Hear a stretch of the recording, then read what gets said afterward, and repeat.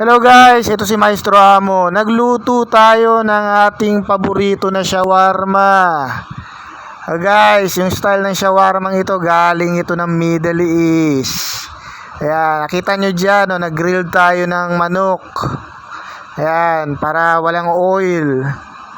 Bale, minarinate na natin tong chicken natin ng maaga-aga. Ngayon, ginigrill na natin. Ayan guys, makita ninyo.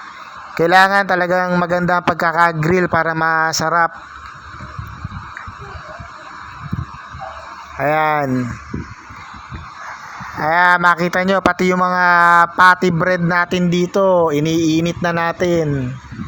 Nakakamiss kasi sa Middle East. Sarap itong mga pagkain na to.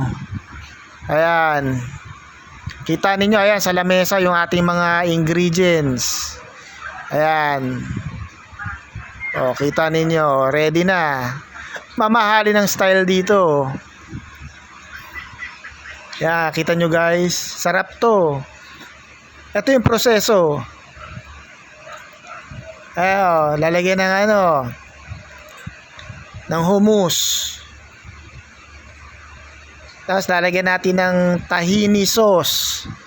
Bale talaga authentic na Middle Eastern ng style. Tapos yan, lalagyan natin ng yan, lettuce. Yan. Mamahalin to. Marami, hindi na nagamit ng gulay eh. Ayan, lalagyan natin yung ating karne. Yung chicken.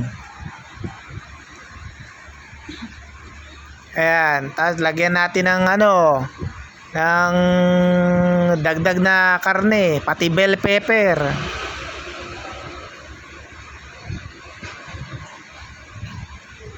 Ayan, bell pepper, tapos cucumber. Green bell pepper pa. Masarap to. Ayan dagdagan natin yung cucumber natin, tapos saka natin i-rolyo. Okay guys, subscribe na lang kayo, tsaka like. Paki-share. Salamat. Ayan ang dami Thank you.